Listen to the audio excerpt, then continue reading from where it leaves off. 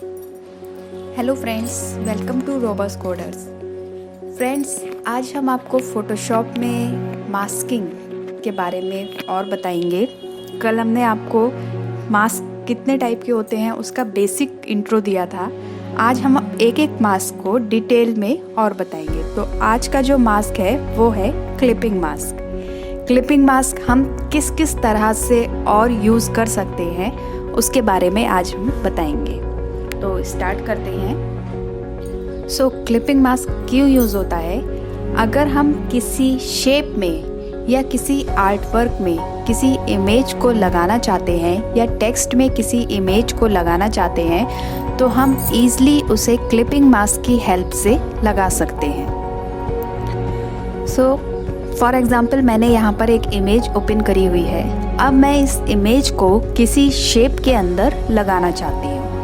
तो मैंने यहाँ से शेप टूल से एक शेप ड्रॉ कर ली है, ठीक है। और इस शेप के अंदर हम इस इमेज को फिट करेंगे।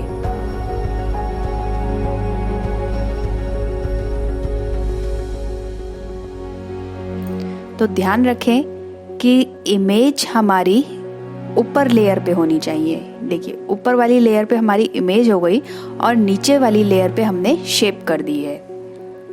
अब हमें इसको क्लिपिंग मास्क करना है। तो जैसे कल मैंने आपको तरीका बताया था क्लिपिंग मास्क करने का, या तो आप राइट क्लिक करके क्रिएट क्लिपिंग मास्क कर सकते हैं या फिर आप ऑल्ट प्रेस करें देन आप क्लिक कर दें। तो इमेज हमारी इस शेप के अंदर क्लिप मास्क हो गई है। अभी मैंने एक इलिप्स के अंदर इस इमेज को फिट किया है। हम चाहें तो कस्टम शेप के अंदर भी इसको यूज़ कर सकते हैं। इसी में ही नीचे हमारा एक कस्टम शेप का ऑप्शन आ रहा है। यहाँ से हमें बहुत सारी शेप्स देखने को मिलती हैं। आपको जो शेप चाहिए वो आप यहाँ पे क्लिक करके उसे ड्रॉ कर सकते हैं। ओके, अब अगर हम इसमें यहाँ पे ध्यान रखिए, यहाँ पर एक ऑप्शन आता है फिल का और एक आ रहा है स्ट्रोक का, ठीक है। अगर हम फिल ओके करके फिल पे क्लिपिंग मास्क करेंगे तो ये अंदर फिल हो जाएगा। हमारा क्लिपिंग मास्क जो इमेज है वो इस ऑब्जेक्ट के अंदर आ जाएगी, शेप के अंदर आएगी। मगर अगर हम फिल ऑफ करके इस स्ट्रोक को करेंगे तो देखिए क्या होगा। यहाँ से मैंने स्ट्रोक बढ़ा दिया है और स्ट्रोक का कलर मैं रेड ले रही हूँ। और अब अगर हम इस पे इमेज को क्लिपिंग मास्क करेंगे, इसकी लेयर को मैं नीचे ले आ रही हूँ और इमेज वाली लेयर को ऊपर ले जाती हूँ।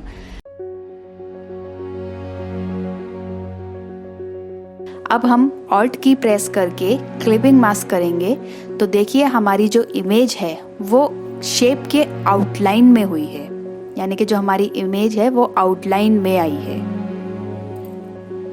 ओके, सो ये तो हुआ कि हम एक सिंगल शेप पे एक सिंगल इमेज को क्लिपिंग मास्क कर रहे थे। अब नेक्स्ट जो हम सीखेंगे वो है कि हम टेक्स्ट के अंदर भी क्लिपिंग मास्क यूज़ कर सकते हैं। उसके लिए मैंने एक यहाँ पे न्यू डॉक्यूमेंट लिया है और इसमें मैं टेक्स्ट टूल से कुछ टाइप कर लेती हूँ। हमारा टेक्स्ट टूल है, टाइपिंग के लिए ये यूज़ होता है। टेक्स्ट टूल को सेलेक्ट करा हमने, पेज पे क्लिक करा और अब हम यहाँ पे कुछ टाइप कर लेते हैं।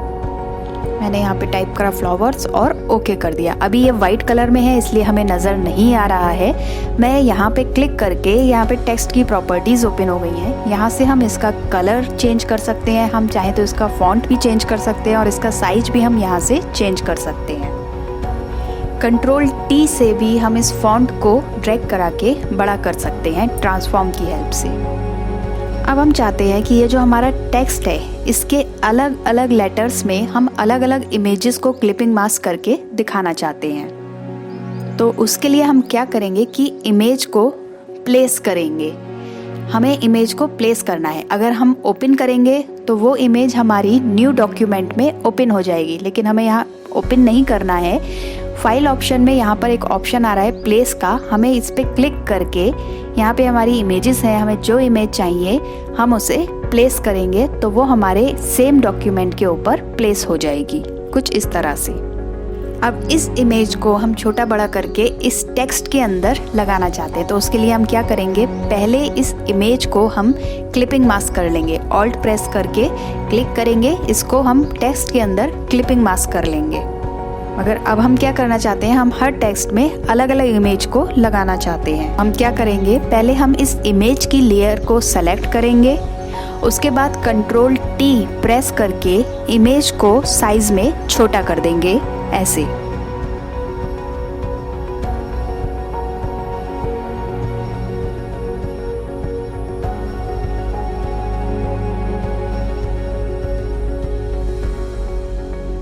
अब देखिए ये इमेज हमें दूसरे लेटर पे भी दिखाई दे रही है। हम ये नहीं चाहते हैं, हम सिर्फ F में इसे चाहते हैं, लेकिन इसके लिए हमें पहले इमेज को रेस्टराइज लेयर करना होगा। रेस्टराइज लेयर में क्या होगा, हमारी इमेज स्मार्ट ऑब्जेक्ट से नॉर्मल ऑब्जेक्ट में कन्वर्ट हो जाएगी।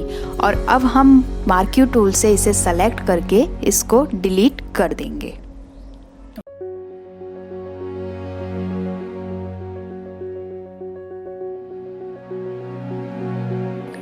अब सेकेंड लेटर के लिए हम दूसरी इमेज को प्लेस करेंगे। ओके,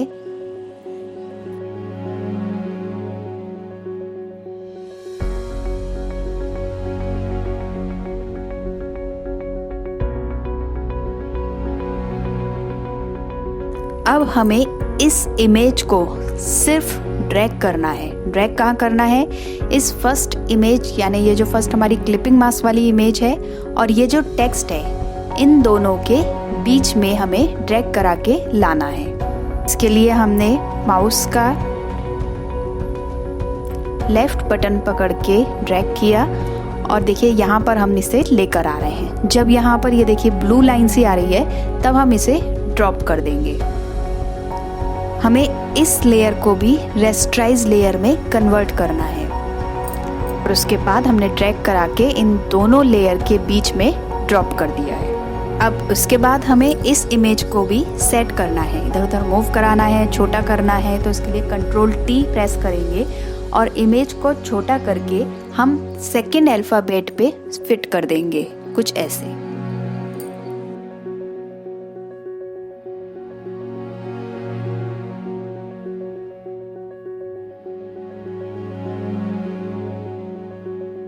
अब देखिए ये इमेज भी हमारे नेक्स्ट लेटर पे शो हो रही है, तो उसके लिए हम फिर से मार्क्यू टूल सेलेक्ट करेंगे।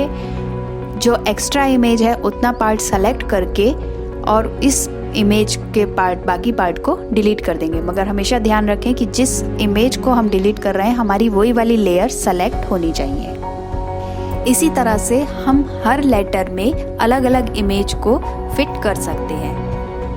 थोड़ा सा मैं इसे फास्ट फॉरवर्ड करके दिखा दे रही हूँ कि सारे लेटर्स में हम इमेज कैसे फिट करेंगे।